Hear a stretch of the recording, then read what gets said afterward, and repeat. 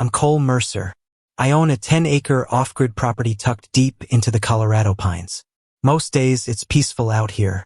Wind moving through the trees, gravel crunching beneath my tires. The kind of quiet most city people barely remember exists. That peace lasted. Right up until one afternoon when I came home and discovered 3 fake HOA inspectors trying to force their way into my garage. I'd only been gone for maybe half an hour. I needed a plumbing fitting, some conduit, and a decent cup of coffee from the only cafe in town that didn't taste like burnt plastic. Nothing about the trip seemed unusual. I remember driving home, thinking the rest of my afternoon would be completely uneventful. Then I turned onto my gravel driveway and heard metal scraping against metal. At first, I couldn't figure out what I was hearing. Then I saw them. One man had a crowbar wedged beneath the corner of my garage door. Another wore a neon vest so new that the price tag was still dangling from it. The third guy was recording everything on his phone, like he was filming some documentary instead of helping commit a crime. They didn't even see me at first. I pulled in, stopped the truck, climbed out and called, "You boys here for the matinee or is this the evening show?" That got their attention immediately. Crowbar guy froze. Clipboard guy straightened up way too quickly. Camera guy slowly turned around, almost like moving carefully enough might somehow prevent reality from catching up with him. And right then, my security drone slid into position above us, activated by the motion, quiet as a hornet, recording every single second. That's when I knew this wasn't ordinary trespassing. This had HOA fingerprints all over it. Clipboard guy tried to regain control. He cleared his throat and started giving me some rehearsed speech about a routine safety inspection and extended community authority. I raised one hand and told him to stop before he embarrassed himself with that sentence. Then I gave them one opportunity. I said, "You have 15 seconds to explain why you're attempting to force your way into my garage on my property without paperwork, without permission, and without jurisdiction." That's when crowbar guy made his first serious mistake. He tightened his grip and raised the bar just enough to show me exactly what he intended. So I reacted quickly. I grabbed his wrist, twisted it, put him face down in the gravel, and sent the crowbar sliding across the driveway. Clipboard guy panicked and rushed toward me, but he caught his own boots, stumbled, and hit the ground hard. Camera guy turned and tried to run, got about 3 steps and smashed his shin into a shovel leaning beside my shed. In less than a minute, it was finished. I checked each of them for anything dangerous, pulled heavy-duty zip ties from my truck kit, and secured all 3. Not because I wanted to hurt them, but because I didn't want their stupidity spreading any further. That's when camera guy suddenly blurted out the one sentence that made everything make sense. He said, "Miss Darla Whitmore told us this was authorized. She said you had dangerous equipment in there." There it was. Darla Whitmore, president of the Pine Hollow HOA, called Sheriff Rowan Hale and explained exactly what had happened. Attempted forced entry, raised crowbar, everything recorded. On video, all 3 detained and still breathing. Sheriff Hale arrived roughly 8 minutes later, looked at the 3 zip-tied men sitting on my gravel, and sighed like someone who already knew he was about to complete paperwork nobody was going to believe. He nudged the crowbar with his boot and said, "Looks like your afternoon got interesting." I told him it had been going fine until they decided to remodel my garage. He checked the men, reviewed the drone footage, and gave me that look experienced law men give each other when they realize a simple problem just became something much bigger. Then, because timing has a cruel sense of humor, Darla herself arrived.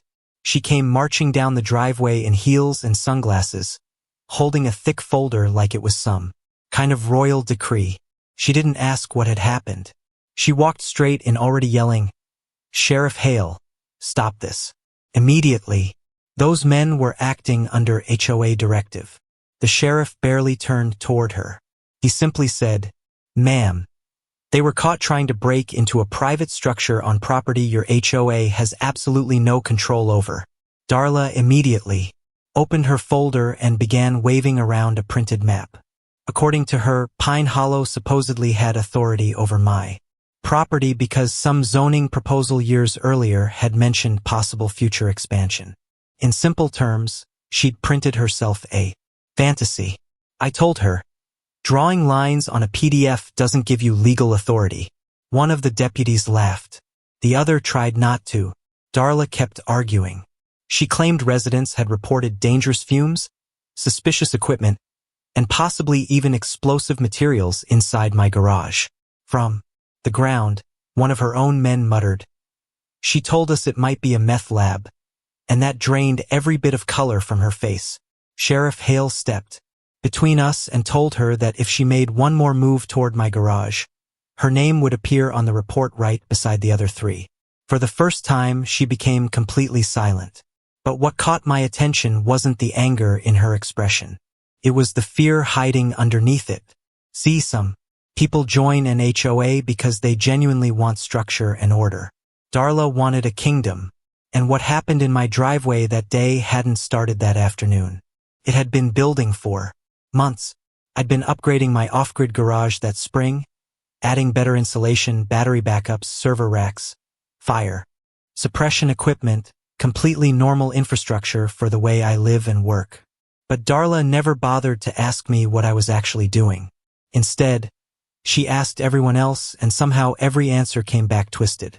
Battery banks became hazardous chemical storage. Server equipment suddenly became covert communications gear. Fire suppression tanks became dangerous pressure vessels. My late-night work schedule became suspicious. Activity. She didn't spread rumors like some amateur. She organized them. She brought up community concerns during HOA meetings. She sent vague safety notices. She got people whispering. By the middle of summer, some neighbors had stopped waving altogether. Parents started steering their kids away from my driveway. Then I heard the rumor that finally showed me how far she'd taken things. Someone pulled me aside at a gas station and said, "Darla told the board your garage could explode." That's when I stopped treating it like a joke. Because if she honestly believed I was dangerous, she could have called the county, the fire marshal, anyone with actual authority. Instead, she sent 3 idiots carrying a crowbar. And there's only one reason someone does that. Not because they're concerned about safety, but because they want leverage. Because what Darla actually wanted was my land. Once I started looking back at everything, the pattern became impossible to ignore. Pine Hollow HOA had attempted to expand its boundaries more than once, and every version of the proposal pushed a little closer to my property. The county had rejected it before, but if Darla could create a public safety concern around my property, maybe she could invent a reason to pull my parcel under HOA control. That break-in wasn't about conducting an inspection. It was about finding evidence or creating it. So I sued. The civil hearing was packed. Neighbors, board members, local gossipers. Half the subdivision showed up like they were attending community theater.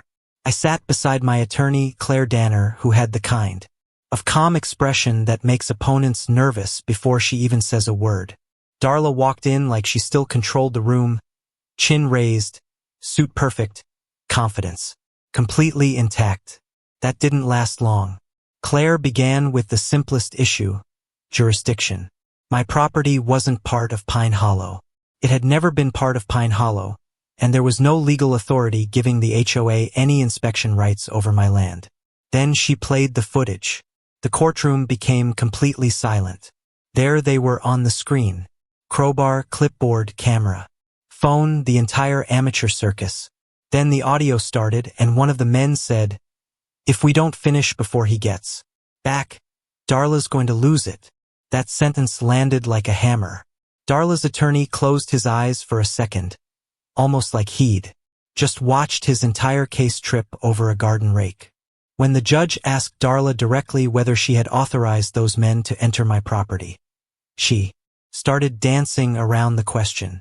She said she'd only passed along concerns, and that the board expected decisive action. The judge wasn't buying any of it. By the end of the hearing, Pine Hollow HOA and Darla Whitmore were found liable for trespassing, unauthorized intrusion, and willful abuse of authority. The court awarded $85,000 in punitive damages, and Darla was ordered to publish a public apology through every HOA communication channel. You'd think that would have ended everything. Didn't. Simply changed the way the attack was carried out. For about 2 days, things went quiet. Almost too quiet. Darla vanished from public HOA activity. No newsletters, no forum posts, no emails. That told me everything I needed to know. People like Darla don't retreat. They reload. A few days later, a white SUV stopped outside my southern fence line. 2 strangers climbed out, took photos of my solar array and workshop, then drove away without saying a word. Then I received an official-looking letter from a state environmental agency. It claimed there might be emissions violations, runoff problems, and electrical irregularities. The language was bureaucratic, the paper was heavy, the formatting was professional. It was all nonsense, but polished nonsense.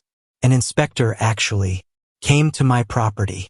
She walked around, checked my systems, wrote down a few notes, and after about 30 minutes, she looked at me and said, "I have no idea why this complaint was filed. Everything here is immaculate." I told her, "I do." She looked at me and said, "You're not being inspected. You're being targeted." That same week, neighbors began receiving anonymous envelopes. Inside were blurry nighttime photos of my workshop with a typed message underneath. "Do you know what's being stored in your neighborhood?" Then the edited video appeared online. I recognized it immediately. It was the camera guy's footage from the day of the break-in, but completely stripped down and weaponized. Every moment showing them forcing their way inside was removed. What remained was a chopped-up clip showing me taking them down, edited to make me look like the aggressor. Someone had even added fake audio to make it sound like I was threatening them. The comments exploded exactly the way Darla wanted. "He's dangerous. He's hiding something. Why does he have so much equipment out there?" That was when I realized this had gone far beyond neighborhood gossip. This had become an organized campaign. Then the network probes began. 5 one night, 10 the next, then even more. They were sloppy attempts, rotating IPs, cheap signatures, basic botnet traffic, amateur-level execution, but persistent enough to become a real problem. That was where they made another mistake, because before I built off-grid systems for a living, I spent years handling cyber-physical incidents. In rapid response law enforcement. In other words, if someone throws digital rocks at my house, I don't have to guess where they came from. I started tracing them. The attacks bounced through disposable infrastructure, but the control patterns were sloppy. Timing sequences repeated. Behavior, device changes that weren't nearly as hidden as the operator believed, and eventually everything pointed to a college network, then a student device, and finally Evan Whitmore, Darla's own son, who just happened to be away at school and just happened to have enough technical knowledge to edit a smear video and rent cheap digital attack tools. I collected the logs, organized the evidence, and sent everything to an old colleague who now worked closely with federal cyber investigators. He called me back less than 30 minutes later, and the first thing he asked was, "Where did you get this?" That's not a question you want to hear unless you've uncovered something serious. It turned out the botnet being used against my network was already being monitored by federal investigators as part of a much larger criminal operation involving financial scams, ransomware distribution, laundering schemes, the whole ugly ecosystem. Evan hadn't created anything sophisticated himself. He'd simply rented access to something dangerous without understanding what he was getting into. And because the attack traffic had touched infrastructure already under federal surveillance, this was no longer just a neighborhood dispute. It had become federal business. My contact told me, "Send the unredacted package." I did. Within 24 hours, the university's IT department had been contacted.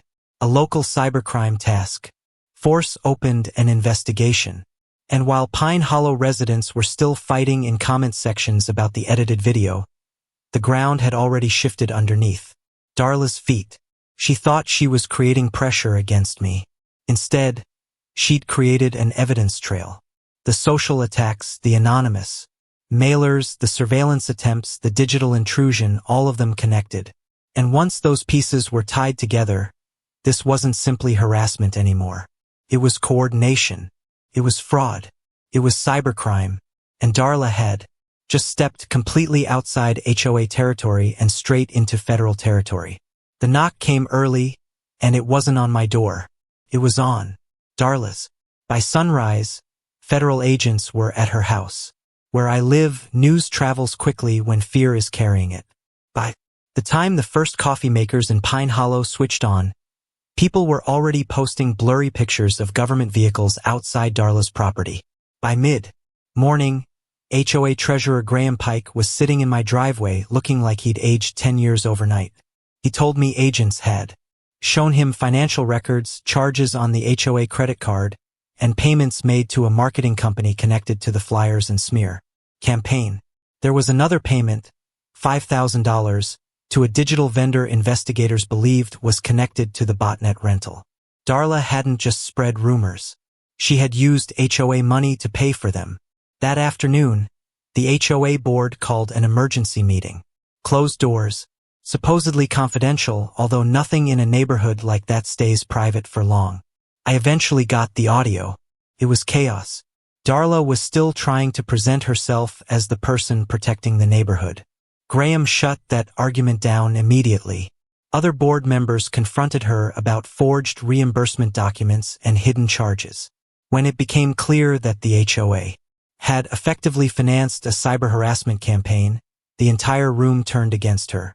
A vote of no confidence was called unanimous. Darla Whitmore was removed as HOA president right there. But that wasn't the real collapse. The real collapse began when prosecutors started putting the case together. A district attorney called me in for a formal statement. By then, they had 3 separate investigative tracks running: digital intrusion, financial misconduct, and coordinated harassment. And they had something even more valuable. They had cooperation. Evan had hired an attorney and then started talking. He admitted to editing the video, sending anonymous messages, creating fake accounts, and renting the botnet. And when investigators asked why, he said his mother told him to handle the online side and make the neighborhood afraid of me. That sentence followed everything else like a shadow. Make them afraid. That had been the entire strategy from the beginning. Not truth. Not safety. Fear. By the time the federal arraignment took place in Denver, Darla looked nothing like the woman who had once strutted down my driveway with a fake map and a very real attitude. The confidence was gone. The costume had disappeared.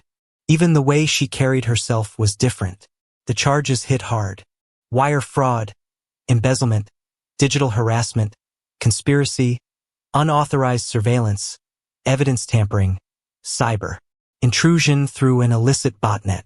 And because the traffic had crossed monitored infrastructure, federal network security violations were added too. Then, Evan took the stand. He testified that his mother had pushed him into doing it. She wanted the neighborhood to see me as dangerous. She had used the HOA credit card to finance the operation. He said he helped because she kept pressuring him and because, in the beginning, he actually believed everything she told him. The prosecution also introduced emails.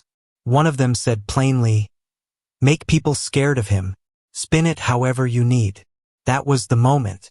Whatever room Darla had left to maneuver disappeared completely. The court moved forward. Her carefully built image cracked. Her authority vanished. And for the first time since this entire mess started, I wasn't angry anymore.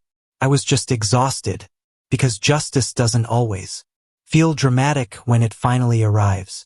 Sometimes it feels like paperwork slowly catching up with a lie that became too ambitious. Year later, Pine Hollow was a completely different place. Darla had disappeared from public life. Her sentence wasn't theatrical. Probation, restitution, community service, and a multi-year ban from holding any HOA or administrative leadership position. But the practical result was the complete collapse of the identity she'd created for herself. Evan moved away, started over somewhere else, and sent me one long apology. I never responded, not because I hated him. I simply didn't need anything from him. Under Graham's leadership, the HOA rebuilt itself from the ground up. New bylaws, audit requirements, term limits, voting reforms, budget transparency, all the things that should have existed before one person turned the neighborhood into her personal kingdom. Eventually, they invited me to speak at a resident forum about property rights and the abuse of local authority. So I went not because I wanted applause, but because I wanted them to understand how quickly fear can be manufactured, how easily communities surrender power to the loudest person in the room, and how expensive it becomes when nobody challenges that power early enough. That talk led to something unexpected. Messages. Lots of them. People from all over the state reached out with their own stories. HOA intimidation, land disputes, selective enforcement, weaponized bureaucracy. I realized what happened to me wasn't unusual. It was simply visible. So I built a small recording booth in the back of my workshop and started a podcast called Boundary Lines. The first few episodes were about my experience. After that, the show became everybody else's. Homeowners, attorneys, county officials, even former board members started listening. Not because they wanted gossip, but because they needed words for something they'd experienced and never known how to explain. And through all of it, my property slowly became what it had been before Darla Whitmore ever decided she had a right to control it. Quiet. No more mysterious photographs. No more drones. No more fake inspectors wearing cheap safety vests and pretending they had authority. Just wind, pine trees, dirt, and the low hum of a workshop operating exactly the way it should. I did make a few upgrades, though.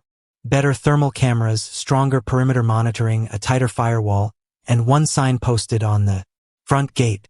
It reads, "Curious about the garage? File a legal request. Ask nicely or ask someone else." Because closure isn't when the other person loses. Closure is when your life stops revolving around whatever they tried to take from you. It's when you rebuild the piece they interrupted. It's when your property, your routine, and your name belong to you again. That's the real ending. Not the court ruling, not the raid, not the apology. The real ending is this. They tried to turn my land into a weapon against me. And instead all they did was remind me why I built this life in the first place.